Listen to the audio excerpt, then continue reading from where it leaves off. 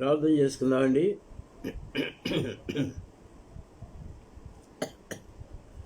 ప్రేమ కలిగిన మా తండ్రి, పరిశుద్ధులైన మా దేవ, మీ ఘనమైన నామమునికే వందనాలు, స్తుతులు, స్తోత్రాలు చెల్లిస్తున్నాం. మా ప్రభా, పగలంతా మమ్మల్ని కనికరించి కాపాడి భద్రపరిచి ఈ రాత్రికాల సమయంలో కుటుంబాలుగా మాకు ఇచ్చిన ప్రార్థనా సమయం బట్టి మీకు వందనాలు చెల్లిస్తున్నాం. ఆన్లైన్లో కనెక్ట్ అయిన బిడ్డలందరిని బట్టి వందనాలు నాయన. మా ప్రభా, మేము మీ సన్నిధిలో గడిపే సమయాన్ని మాకు దీవెనకరంగా చేయండి. మా తండ్రి, మేమేమై ఉన్నామో అది మీ కృప. మా తండ్రి, మేము సజీవులుగా ఉన్నామంటే అది మీ కృపే నాయన. మా ప్రభా, మమ్మల్ని దయతో కనికరించి కాపాడుతూ భద్రపరుస్తూ నడిపిస్తున్నందుకు మీకు వందనాలు చెల్లిస్తున్నాం. మా తండ్రి, మమ్మల్ని కంటికి రెప్పవలే కాపాడుతున్న దేవుడు అని మీకు స్తోత్రాలు చెల్లిస్తున్నాం. మా తండ్రి, మా గమనములన్నీ ఎరిగిన దేవుడు అని మీకు వందనాలు చెల్లిస్తున్నాం. మమ్మల్ని ప్రేమిస్తున్న దేవుడు అని మీకు వందనాలు చెల్లిస్తున్నాం. ఆన్లైన్లో కనెక్ట్ అయిన బిడ్డలందరిని బట్టి వందనాలు నాయన. ప్రార్థనలో మేము గడిపే సమయాన్ని మాకు ఎంతో దీవెనకరంగా చేయమని వేడుకుంటున్నాము. మమ్మల్ని దయతో కనికరించమని వేడుకుంటున్నాను. మా మధ్యలో మీ సన్నిధి అనుగ్రహించమని వేడుకుంటున్నాను. కోవిడ్ కేసులు ఎక్కువ అవుతున్నాయి నాయన. తిరిగి కర్ఫ్యూ విధించుంటుండగా మా ప్రభా, మమ్మల్ని మీరు కనికరించమని వేడుకుంటున్నాను. మీ భద్రతలో కాపుదల చేయమని వేడుకుంటున్నాం. మా ప్రభా, దయ చూపించండి, సహాయం చేయండి. మా తండ్రి, మీ సన్నిధిలో మీ భద్రతలో మేము సాగిపోవటకు మాకు సహాయం చేయండి. మా తండ్రి, దయ చూపించండి. ముందున్న పరిచర్య కొరకు మాకు సహాయం చేయండి. మమ్మల్ని అందరినీ మీ స్వాధీనపరుచుకుంటూ యేసు ప్రభు నామములో స్తుతించి ప్రార్థించి వేడుకుంటున్నాము తండ్రి. ఆమేన్. పాట సంఖ్య 473, పాత నంబర్ 404. దప్పికొనిన వానిపై నీటిని కుమ్మరించును ఆ ప్రభువే. దప్పికొనిన వానిపై నీటిని కుమ్మరించును ఆ ప్రభువే. యశ్వాదం వచ్చా?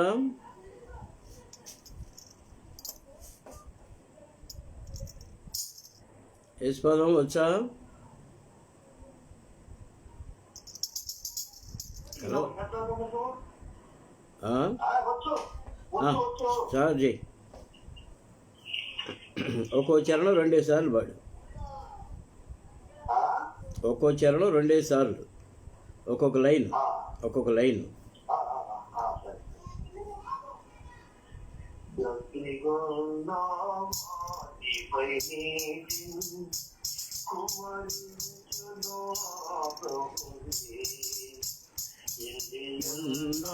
భూమిపై జలము ప్రవహింపజేయునాయనే. గల జలములలో దారిన్ నిర్మించును ప్రభువే. వడిగల జలములలో దారిన్ నిర్మించును ప్రభువే. అవులలో రాజభటలను స్థాపించును మన ప్రభువే. అడవులలో రాజభటలను స్థాపించును మన ప్రభువే. దప్పికొన్న వానిపై నీటి కుమ్మరించును ఆ ప్రభువే. ఎండియున్న భూమిపై జలము ప్రవహింపజేయునాయనే. మన సంతతిపై తన కుమ్మరించును మన ప్రభువే. మన సంతతిపై కుమ్మరించును మన ప్రభువే.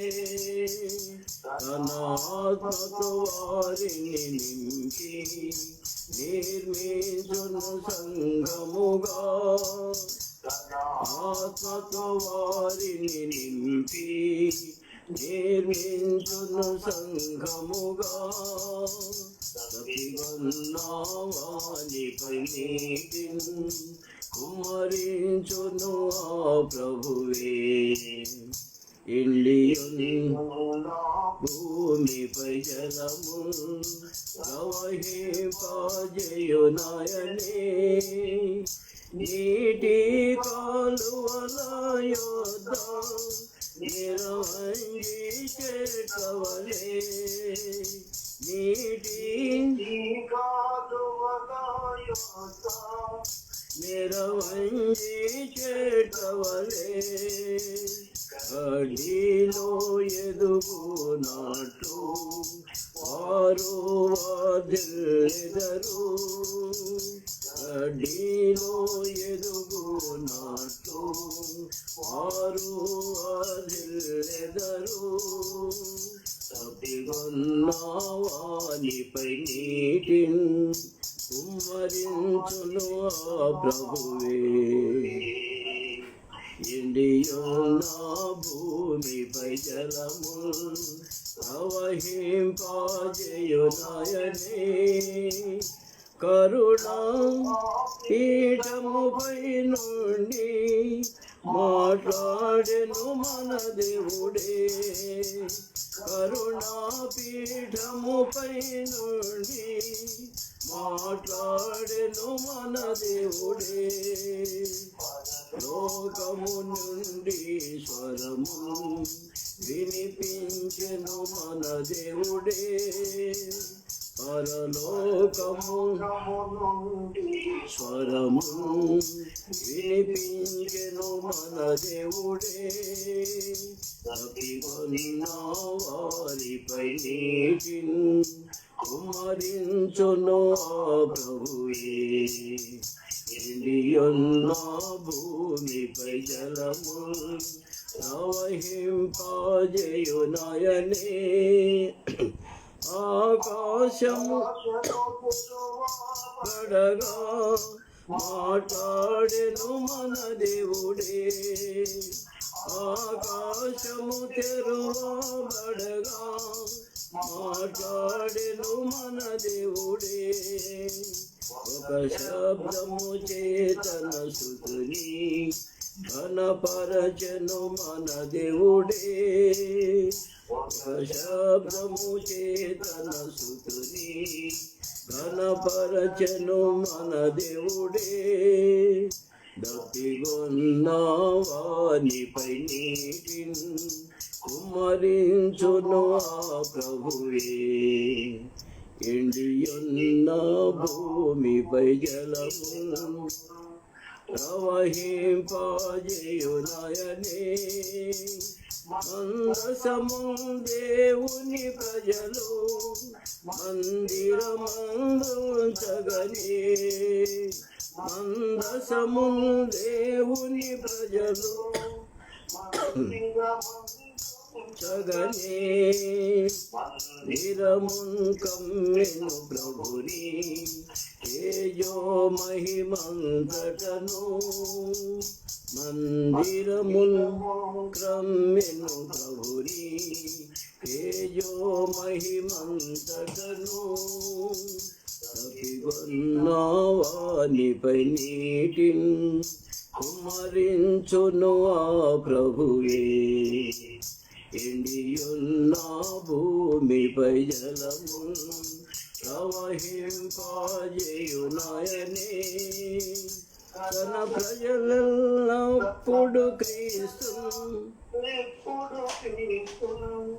సేవించురు హర్షముతో తన ప్రజలప్పుడు క్రీస్తు సేవించురు హర్షముతో దినము దేవుని కొల్చి హల్లెలూయా పాడెదరు దినము దేవుని కొల్చి హల్లెలూయా పాడెదరు ప్రతిగొన్న వానిపై నీటిని కుమ్మరించును ఆ ప్రభువే ఎండియున్న భూమిపై జలము ప్రవహింపజేయునాయనే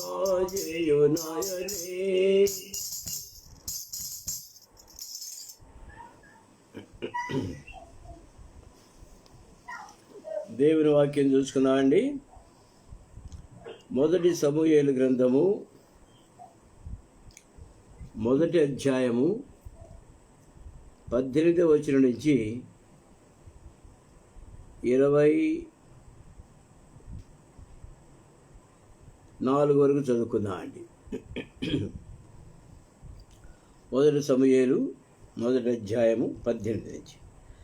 ఆమె అతనితో, నీ సేవకురాలైన నేను నీ దృష్టికి కృపణుందునుగాక నేను. తరువాత ఆ స్త్రీ తన దారిని వెళ్ళిపోయి భోజనం చేయొచ్చు నాట నుండి దుఃఖముఖిగా ఉండటం మానెను. తరువాత వారు ఉదయమందు వేగరమే లేచి యెహోవాకు మ్రొక్కి తిరిగి రామాలోని తమ ఇంటికి వచ్చిరి. అంతటి ఎల్కానా తన భార్యకు హన్నాను కూడెను. యెహోవా ఆమెను జ్ఞాపకం చేసుకుని కనుక హన్నా గర్భము ధరించి దినములు నిండినప్పుడు ఒక కుమారుని కని, నేను యెహోవాకు మ్రొక్కుకొని వీరిని అడిగి తిని అనుకొని వానికి సమూయేలును పేరు పెట్టెను. ఎల్కానాయును అతని ఇంటి వారందరూ యెహోవాకు ఏటేటా అర్పించుటకును మ్రొక్కుబడి చెల్లించుటకును పోయేది. అయితే హన్న, బిడ్డ పాలు విడిచి వరకు నేను రాను, వాడు యెహోవా సన్నిధిని అగుపడి తిరిగి రాక అక్కడనే ఉండినట్లుగా నేను వారిని తీసుకుని వద్దునని తన పెనిమిటితో చెప్పక వెళ్ళకుండెను. ప్రేమికులను మా తండ్రి, పరిశుద్ధులను మా దేవా, మీ ఘనమైన నామునికే వందనాలు, స్తుతులు, స్తోత్రాలు చెల్లిస్తున్నాం. మీరిచ్చిన లేఖన భాగాలు బట్టి మీకు వందనాలు చెల్లిస్తున్నాం నాయన. ధ్యానించుటకు మీ సహాయం దయచేయండి. ప్రార్థన ఆత్మను మా పైన ఉంచి ప్రార్థించుటకు సహాయపడమని వేడుకుంటున్నాం. మా ప్రభా, మీ వాక్యం ధ్యానించేటప్పుడు మీ మాటలు మేము వినుటకు సహాయం చేయండి. మమ్మల్ని తృప్తిపరచండి. మా ఆత్మలకు అవసరమైన మాటలు మీరు మాత్రమే దయచేయగలరు. దయతో కనికరించండి. మీరే మాకు సహాయం చేయమని యేసు ప్రభు నామములో స్తుతించి ప్రార్థించి వేడుకుంటున్నాము తండ్రి. ఆమేన్. ప్రియమైన వాళ్ళారా, హన్నా దేవుని మందిరంలో ఆ విధంగా ప్రార్థించిన తరువాత ఏలీ ఆమెతో చెప్పాడు, దేవునితో నీవు చేసుకున్న మనవి ఆయన దయచేయునుగాక అని ఆమెతో చెప్పగా. ప్రియమైన వాళ్ళారా, మనం ఒక విషయంలో ప్రార్థిస్తున్నప్పుడు మరి ప్రార్థనలో జవాబులు దొరకటం అనేది చాలా ధన్యకరమైనటువంటి పరిస్థితి కదండి. మనం ప్రార్థిస్తున్నాము, దానికి ఒక్కోసారి జవాబు రాదు. చాలా కాలంగా నెలలుగా ప్రార్థిస్తుంటాం కానీ ప్రభు దగ్గర నుండి ఏ జవాబు రాదు. అయితే హన్నా ప్రార్థించిన తరువాత మరి అక్కడున్న దైవజనుడు, ఆయన ఎంతైనా ఏలీ ప్రవక్త కదండి, ప్రధాన యాజకుడు పైగా. కానీ దేవుని సేవలో ఉన్నటువంటి వాడు చెప్పిన మాటను బట్టి ఆమె ధైర్యంగా వెళ్ళిపోయింది. ఏమన్నాడు? ఇశ్రాయేలు దేవునితో నీవు చేసుకున్న మనవి ఆయన దయచేయునుగాక అని ఆమెతో చెప్పగా. కనుక ఏ విషయంలో హన్నా ప్రార్థిస్తూ వచ్చిందో ఆ విషయాన్ని దైవజనుడు కన్ఫర్మ్ చేశాడు. ప్రియమైన వాళ్ళరా, మనకు ఇటువంటి సందర్భాలు వచ్చినప్పుడు ఎంతగా సంతోషిస్తామో చెప్పలేము. మనం తండ్రి సన్నిధిలో ప్రార్థించినప్పుడు మన ప్రధాన యాజకుడైన యేసుక్రీస్తు ప్రభువారు కూడా మన పక్షంగా విజ్ఞాపన చేస్తూ మన మనవిని తండ్రి సన్నిధికి తీసుకుని వెళతాడు. మన ప్రధాన యాజకుడు ఆమేనని చెప్తే చాలు, ఆ మనవి మనకు ప్రభు అనుగ్రహిస్తాడు. సింపుల్. ఇది చేయవలసిందల్లా విశ్వాసంతో కన్నీళ్లతో ఉపవాసం ఉండి ప్రార్థించాలి. ఆ ప్రార్థన దేవుడు ఆలకిస్తాడు, దైవజనుడు ఆలకిస్తాడు. అంతకుముందు ఏదో అనుకొని అపార్థం చేసుకున్నాడు కానీ ఇప్పుడైతే తన మనవి ఆమెకు చెప్పిన తర్వాత, అవతలతో చెప్పిన తర్వాత, నీ మనవి ప్రభు దయచేయునుగాక అన్నాడు. ఒక మాట చదువుకుందామండి. సామెతల గ్రంథము 15వ అధ్యాయం 13. సామెతలు 15 13 సామెతల గ్రంథం 15:13 సంతోష హృదయము ముఖమునకు తేటనిచ్చును, మనోదుఃఖం వలన ఆత్మ నలిగిపోవును. ఏమండి, మాట గమనించండి. సంతోష హృదయము ముఖమునకు తేటనిచ్చును, మనోదుఃఖం వలన ఆత్మ నలిగిపోవును. సంతోష హృదయం ఉంటే మన ముఖంలోనే కనిపిస్తుంది. ఏం కనిపిస్తుంది? ముఖము తేట కనిపిస్తుంది. తేటగా ఉంటుంది ముఖం సంతోషంగా ఉన్నప్పుడు. అదే దుఃఖంతో ఉంటే మన ఆత్మ నలిగిపోయినటువంటి ముఖం వికారంగా ఉంటుంది. ఎప్పుడైతే హన్నాకు ఆ దైవజనుడు అది జరుగునుగాక అని చెప్పాడో ఆమెకు అది ఎంతో బలాన్ని ఇచ్చింది, సంతోషాన్ని ఇచ్చింది. దుఃఖముఖం పోయింది, మరి సంతోషంగా ముఖం పెట్టింది. ఇంకో మాట చూసుకుందామండి.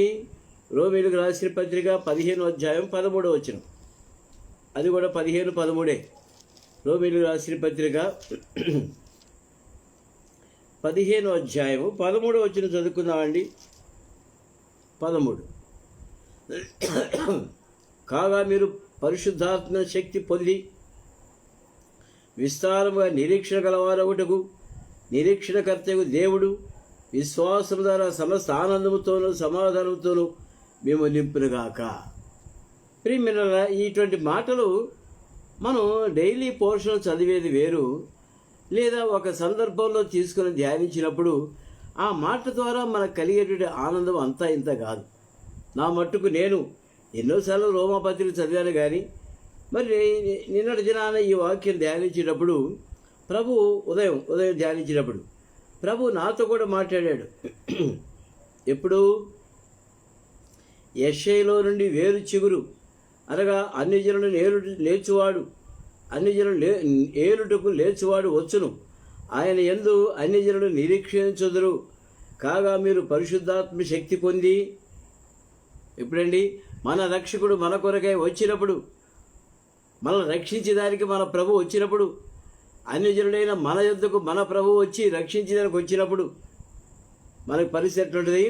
పరిశుద్ధాత్మ శక్తిని పొంది విస్తారముగా నిరీక్షణ గలవారు ఒకటుకు నిరీక్షణకర్తకు దేవుడు విశ్వాసం ద్వారా సమస్త ఆనందంతోనూ సమాధానంతోనూ మేము నింపునుగాక.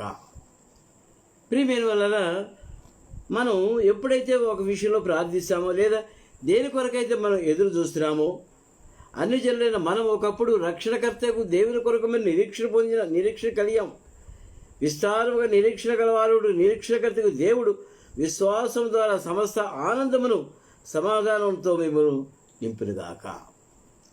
ప్రియమైన వలన మనకు ఒకప్పుడు నిరీక్షణకు ఆధారం లేనటువంటి వారం, మరి రక్షించబడడానికి ఏ ఆధారం కూడా లేదు, విశ్వసించడానికి మనకు ఆధారం కూడా లేదు.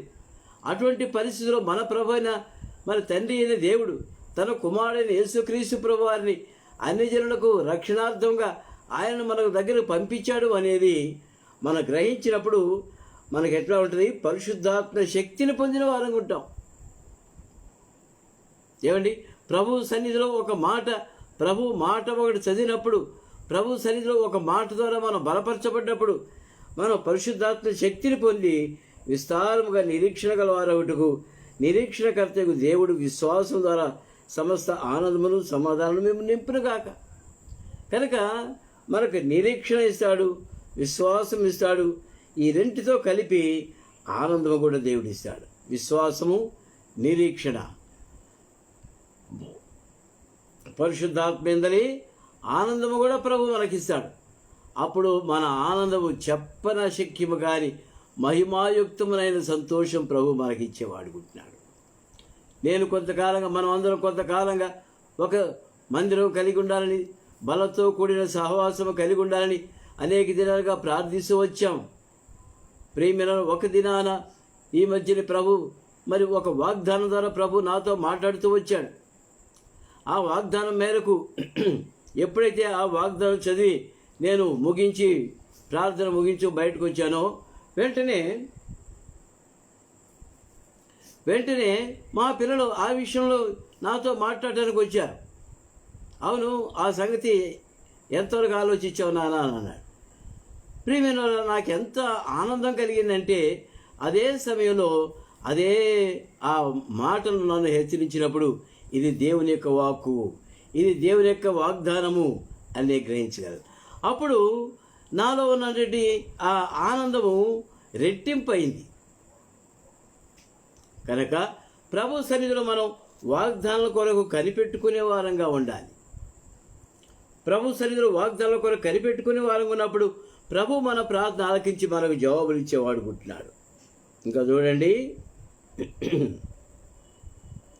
నీ సేవకురాలు నేను నీ దృష్టికి కృపనందుగాక నేను.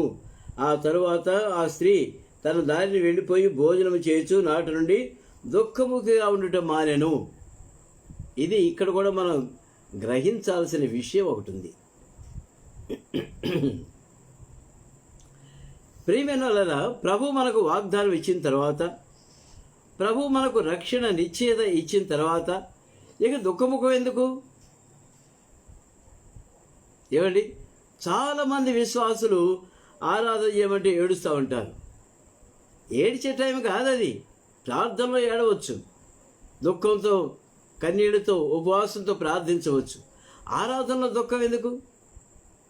తెలియక, అమాయకత్వం. కనుక ప్రియమైన వల్ల మన ప్రభు మనకు వాగ్దానం ఇచ్చి స్థిరపరిచి నెరవేర్చాడు. కనుక మనం ఉత్సహించి సంతోషించాల్సిన సమయం. రక్షించబడిన వారు ఆరాధనలో దుఃఖపడాల్సిన అవసరం లేదు. సంతోషంతో ఉప్పొంగుతున్న హృదయాలతో మన ప్రభువును మనం ఆరాధించాలి. హన్నా ఏం చేసిందండి? నాట నుండి దుఃఖముఖిగా ఉండటం మానేసింది. తర్వాత వారు ఉదయం మంది వేగరమై లేచి యెహోవాకు మ్రొక్కి తిరిగి రామాలోని తన ఇంటికి వచ్చిరి. అంతలో ఎల్కానా తన భార్యకు హన్నాను కూడిన యెహోవా ఆమెను జ్ఞాపకం చేసి. కనుక హన్నా గర్భం ధరించి దినములు నిండినప్పుడు ఒక కుమారుని కని, నేను యెహోవాకు మ్రొక్కుకొని వీరిని అడిగితిని అనుకొని వానికి సమూయేలును పేరు పెట్టెను. యెహోవాకు మ్రొక్కుకొని అడిగి తిని కనుక వానికి సమూయేలుని పేరు పెట్టాడు. యెహోవాకు మ్రొక్కుకొని ఒక మగబిడ్డను దయచేయండి ప్రభా, నీకే అప్పగిస్తాను, నీ సేవకై సమర్పిస్తానని అప్పుడే తీర్మానం చేసుకుంది, ఒట్టు పెట్టుకుంది, ప్రమాణం చేసింది. కనుక దేవుడు ఆమె మనవి ఆలకించాడు. సమూయేలు పుట్టినటువంటి కాలము క్రీస్తు పూర్వం 1100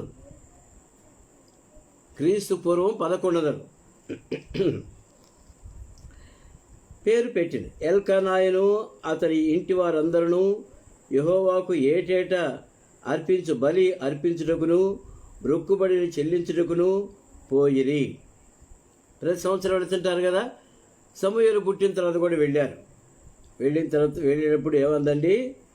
అయితే హన్న, బిడ్డ పాలు విడిచే వరకు నేను రాను, వాడు యెహోవా సన్నిధిని అగుపడి తిరిగి రాక అక్కడనే ఉండినట్లుగా నేను వారిని తీసుకుని వస్తునని తన పెనిమిడితో చెప్పి వెళ్ళకుండెను.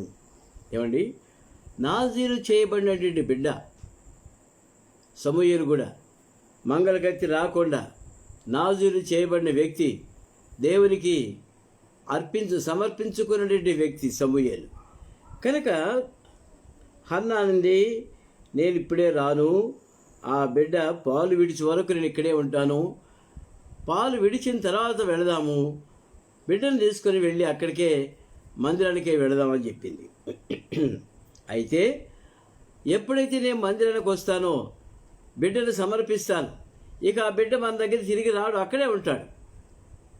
ఏమండి, పాలు మానిపించిన బిడ్డ తిరిగి రాకుండా అక్కడే ఉంటే మీరందరూ తల్లులు కదా, ఆలోచించండి. తండ్రులకు పెద్ద అనుభవం లేకపోవచ్చు, కావాలంటే ఒక వెండిగిని కొనిస్తాడు అంతే. పాలు మానిపించిన తర్వాత వేడివేడి అన్నం రోజు మెత్తగా వండి అందులో మళ్ళీ కాస్త పాలు వేసి కావాలంటే చక్కెర వేసి ఒక్కొక్క గోరు ముద్ద తినిపిస్తూ ఉండాలి పాలు మానిపించిన బిడ్డకు. అప్పుడు ఆ బిడ్డలో గ్రోత్ వస్తుంది. మరి ఈ బిడ్డను అక్కడ ఉంచినప్పుడు ఎవరు చూశారు? ఆహారం ఎవరు అందించారు? నీళ్ళు ఎవరు తాగిచ్చారు? ఆ బిడ్డ పాలు మానిపించేసరికి వయసు ఎంత ఉంటుందండి? సుమారు తల్లుడు మీరే చెప్పాలా, 9 నెలలు ఉంటుందా? మహామారం కొడుకు అయితే బిడ్డ అయితే 11 నెలలు పాలు తాగుతాడు. కొంతమంది 3 సంవత్సరాలు కూడా తాగుతారు.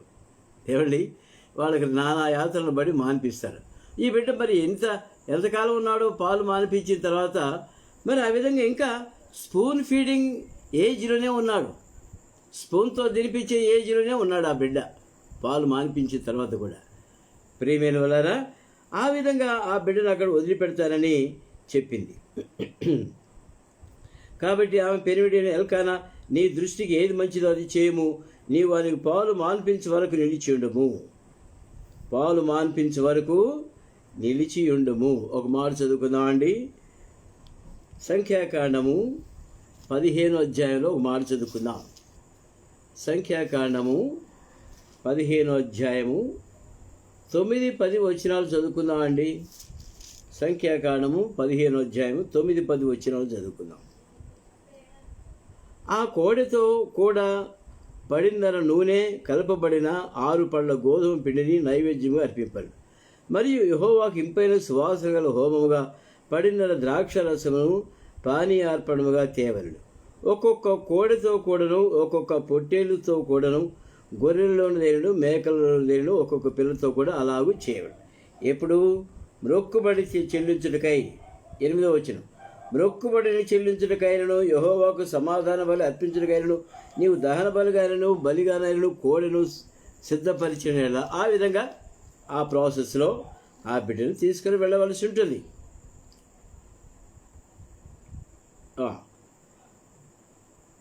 పాలు మాన్పించిన తర్వాత అతడు ఇంకా చిన్నవాడై ఉండగా, ఆ మాట జ్ఞాపకం చేసుకోనండి, ఇంకా చిన్నవాడై ఉండగా, let us presume that he was 3 years old. 3 ఏళ్ళు పాలు తాగాడు అనుకుందాం. ఇక మళ్ళీ తిరిగి రాడు కదా, బిడ్డ అక్కడే ఉంటాడు కదా, దేవుని మందిరంలోనే ఉంటాడు. పాలు మాన్పించిన తర్వాత ఇంకా చిన్నవాడై ఉండగా ఆమె ఆ బాలును ఎత్తుకొని 3 కోడెలను, తూమిడి పిండిని, ద్రాక్షారసపు తిత్తిని తీసుకొని షిలోహులోని మందిరంలోకి వచ్చాను. ఇందాక చదువుకున్నాం కదా సంఖ్యాకాండం 15వ అధ్యాయంలో. కనుక ఆ విధంగా మొక్కుబడి చెల్లించి దానికి ఈ వస్తువులన్నీ తీసుకుని వచ్చారు. వారు ఒక కోడెను వధించి పిల్లవారిని ఏలి యొద్దకు తీసుకుని వచ్చినప్పుడు ఆమె అతనితో ఇట్లనేను. ఈ సన్నివేశం ఒకసారి జ్ఞాపకం చేసుకోండి. 9 నెలలు గర్భాన మోసి కని పెంచి పాలు మాన్పించే వరకు తన ఒళ్ళో పెట్టుకొని వచ్చిన ఆ బిడ్డను ఏలి దగ్గర తీసుకొని ఇచ్చేస్తుందే. ఏలి ఏం చేస్తాడు? తన బిడ్డలే తను చూసుకోలేడు, ఒక మాట చెప్పలేడు. ఈ చిన్న బిడ్డకు మరి ఎవరైనా దాదులు ఉన్నారు అక్కడ? అదంతా ఇక్కడ రాయపడలేదు. నా ఏలినవాడా, నా ఏలినవాన ప్రాణము తోడు, నీ యొద్ద నిలిచి యెహోవాను ప్రార్థన చేసిన స్త్రీని నేనే. ఈ బిడ్డను దయచేయమని యెహోవాతో నేను చేసిన మనవిని ఆయన నాకు అనుగ్రహించిన కాబట్టి నేను ఆ బిడ్డను యెహోవాకు ప్రతిష్ఠించుచున్నాను. తాను బ్రతుకు దినములు అన్నిటను వాడు యెహోవాకు ప్రతిష్ఠితుడని చెప్పెను. అప్పుడు వాడు యెహోవాకు అక్కడనే మ్రొక్కెను. ఏమండి, ఆ వయసులో ఉన్న బిడ్డను తీసుకుని వచ్చి కోడెను వధించి మరి ఆ బిడ్డను ఏలీ దగ్గరికి తీసుకుని వచ్చింది. ఈ బిడ్డను దయచేయమని నేను అడిగాను కనుక ఆ బిడ్డకు సమూయేలుని పేరు పెట్టాను. యెహోవాతో నేను చేసిన మనవి ఆయన నాకు అనుగ్రహించిన కాబట్టి నేను ఆ బిడ్డను యెహోవాకు ప్రతిష్ఠించుచున్నాను. తాను బ్రతుకు దినం అన్నిటినూ వాడు యెహోవాకు ప్రతిష్ఠను చెప్పాను. అప్పుడు వాడు యెహోవాకు అక్కడనే మ్రొక్కెను. ఏమని మ్రొక్కుంటాడు నేను చిన్న బిడ్డ? ఏమండి, అసలు ఆ తల్లి ఈ బిడ్డ పలానా పేరని కూడా చెప్పినట్టు రాయబడలేదు ఇక్కడ. దేవుడు నాకు ఇచ్చిన బిడ్డ ఈ బిడ్డేనని చెప్పి ప్రతిష్ఠించడానికి వచ్చానని చెప్పి ఈ బిడ్డకు సమూయేలు పేరు పెట్టని చెప్పిందా? ఒకవేళ ఆ ఏలి అడిగాడేమో, బాబు నీ పేరు ఏం పేరు నాయనా అని అడుగుంటాడు. సమూయేలు అని ఉంటాడా? మళ్ళీ చెప్పు బాబు సమూయేలు, మళ్ళీ చెప్పు బాబు సమూయేలు అని. ఆ విధంగా భయపడుతూ ఏలి దగ్గర భయపడ్డాడు. కానీ దేవుని సన్నిధిలో దేవుని మందసం దగ్గరికి వెళ్ళిన తర్వాత ఆ బిడ్డ అక్కడే మ్రొక్కాడు. ప్రియమైన వల్ల మన బిడ్డలు మనం ఎంతో గారాభాగం చూసుకుంటాం, ఎక్కడికి పంపించకుండా ఉంటాం. నా మటుకు నేను కూడా బిడ్డలను దూరంగా పంపిస్తే వాళ్ళు చెడిపోతారేమో, లేదు వాళ్ళకి ఎవరు ఆలనా పాలన ఎవరుంటారు, వాళ్ళకు లడ్డు చేసి పెట్టాలన్నా ఆ అవకాశం సున్నుండలు కానీ గారెలు కానీ ఏం చేసి పెట్టలేదు కానీ ఎట్టా అంత దూరం పంపిస్తామని చెప్పేసి అనుకుంటాం. అయితే మనం ఆ బిడ్డను దూరంగా వదిలేసి వచ్చిన తర్వాత, నేను మా పెద్ద అబ్బాయిని అట్లనే కర్నూలులో వదిలేసి వచ్చా. అప్పుడు జస్ట్ 17 ఉంటాడేమో, బిఏ అయిపోయింది, బిఎస్సి. అక్కడ వదిలిపెట్టి వచ్చాను. వచ్చేటప్పుడు నాకు ఏడిపే, నన్ను చూస్తే వాడికి ఏడిపే. ప్రియమైన 17 సంవత్సరాల్లోనే అటువంటి అనుభవాలు ఉంటే 3 ఏళ్ల బిడ్డను వదిలేసి, 2 ఏళ్లే ఉండొచ్చు, ఆ బిడ్డను వదిలేసి వెళ్తుంటే ఆ తల్లికి ఎంత దుఃఖం ఉండాలి. కానీ దుఃఖం లేదు, దుఃఖపడలేదు ఆ స్త్రీ. నా దుఃఖపడలేదు, ఎందుకంటే సంతోషంగా ప్రభువు నాకు ఇచ్చాడు, ప్రభువుకు సమర్పిస్తున్నానన్నది ధైర్యంగా చెప్పింది. ప్రియమైన ఏ ప్రార్థనతో ఆ బిడ్డను కనిందో, ఏ ఏ ఏ ప్రార్థన ద్వారా ఆ బిడ్డను అడిగిందో, ఆ ప్రార్థన ఆలకించి దేవుడు ఆ బిడ్డను ఇచ్చాడు. ప్రార్థనాపూర్వకంగా పుట్టినటువంటి బిడ్డ దేవునికి ఆరాధన చేస్తున్నాడు. ఇప్పుడు మనకు ఆరాధన ఎక్కువైందంటే వాళ్ళు దేవుని దగ్గర ఆరాధన కూడా చేయరు. మన గారాభం ఎక్కువైందంటే వాళ్ళు ప్రార్థన కూడా చేయరు. నా కోసం మా అమ్మ చేస్తుంది, నా కోసం మా నాన్న చేస్తాడు, నేనైతే క్రిస్టియనే. ఇది కుదరదండి, ఇది చాలు, ఎవరి రక్షణ వాళ్ళదే. ప్రియమైన వల్ల తల్లిదండ్రుల బిడ్డను ప్రార్థనాపూర్వకంగా కనేవాళ్ళుగా ఉండాలి. ప్రభువా, ఈ బిడ్డను నీ కొరకై పాలిచ్చి పెంచుటకు నాకు సహాయం చేయండి. ఒక బిడ్డను జ్ఞాపకం చేసుకున్న మోషేను ఆ నైల్ నదిలో జమ్ము పెట్టి ఓపెన్ చేసిన తర్వాత మోషే అక్క వెళ్ళి చూసి, ఈ బిడ్డ హెబ్రీల బిడ్డలో ఒకడుగా ఉన్నాడు, ఈ బిడ్డకు పాలిచ్చి దానికి హెబ్రీ స్త్రీలు ఒక ఆమెను పిలుచుకొని వస్తాను అని చెప్పి వాళ్ళ తల్లి దగ్గరికి తీసుకుని వెళ్ళింది. తల్లిని పిలుచుకొని వచ్చింది. తీసుకొచ్చిన తర్వాత ఫరో కుమార్తె ఏమందండి, ఈ బిడ్డను నా కొరకై పాలిచ్చి పెంచుము, నీకు జీతం ఇచ్చేదను. ఈ బిడ్డను నా కొరకై నువ్వు నువ్వు పాలివ్వాలి, నా కొరకై నువ్వు పాలిచ్చి పెంచు, నీకు జీతం ఇస్తాను. ఎంత ఆత్మీయమైన భావం ఉందో చూడండి. ప్రభు మనకిచ్చిన బిడ్డను మనం ప్రభుకి ఇచ్చామంటే, ప్రభు ఆ బిడ్డను మళ్ళీ మనకే ఇచ్చి, పెంచడానికి మనకే ఇచ్చి, మన చేతుల్లో పెంచుకోమని ఇచ్చి మళ్ళీ మనకి జీతం ఇస్తాడు. ప్రియమైన వల్ల బిడ్డల విషయంలో సేవలో ఆటంకాలు కలిగించబాకండి. సేవ పరిచయలో సంతోషంగా ముందుకు సాగిపోతుండే ఎంకరేజ్ చేద్దాం. వాళ్ళని ఎంకరేజ్ చేయాలి, ఇంకా ప్రభు సన్నిధిలో వాళ్ళు వర్ధిల్లాలని ఎంకరేజ్ చేయాలి మనం. ప్రియమైన వల్ల ఒకవేళ తల్లిగా నీ బాధ్యత అయినా, ఒకవేళ భార్యగా నీ బాధ్యత అయినా, నీ భర్త సేవ పరిచయంలో ముందుకెళ్తుంటే లెట్ us ఎంకరేజ్ హిమ్. కనుక ఆ విధంగా సమూయేలు ప్రభు సన్నిధిలో మోకరించి మురక్కెను అంటే హీ వర్షిప్డ్ దేర్. వర్షిప్ ఏమని ఆరాధించి ఉంటాడు ఆ బిడ్డ? మురక్కెను, హీ వర్షిప్డ్ అని రాసింది ఇంగ్లీష్ బైబిల్లో. ఏమని ఆరాధించుంటాడు?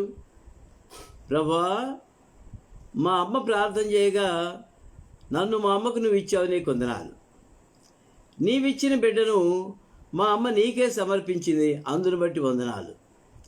నేను నీ సన్నిధిలో కనబడుతున్నాను, నీకు వందనాలు. నన్ను జ్ఞాపకం చేసుకుని నేను చిన్నవాడును, నన్ను నీవే కనికరించమని అవన్నీ అడిగి ఉంటాడా? అడగడు. ఇర్మియా అంటాడు, బాలుడను భావము వలదంటివి, బాలుడను భావము వలదంటివి, బహుజనంబులకు ప్రవక్తగా నియమించితివి, బాలుడను భావము వలదంటివి, బహుజనంబులకు ప్రవక్తగా నియమించితివి. చక్కని పాట ఉంది. కనుక ప్రియమైన మన బిడ్డలు, ప్రభు మనకిచ్చిన బిడ్డలను ప్రభు సేవకు సమర్పించుకోవాలి. అది మనకు ఆశీర్వాదం, మరి బిడ్డలకు ఆశీర్వాదమే. మన తండ్రి అయిన దేవునికి మహిమార్థంగా ఉంటుంది. ఆ విధంగా ప్రభు సన్నిధిలో ప్రభు నామాన్ని ఘనపరిచే వారంగా మనం ఉందాం. హన్నాను చూచి మనం ఆ విషయాలు నేర్చుకుందాం. ప్రభు మనకిచ్చిన బిడ్డలను ప్రభువుకు సమర్పించేది నేర్చుకోవాలి. ఇంకొకటి ఏంటో తెలుసా అండి, హన్నాకు బిడ్డనిచ్చిన తర్వాత నిందపోయింది కదా. బిడ్డను కన్నిన తర్వాత నిందపోయింది.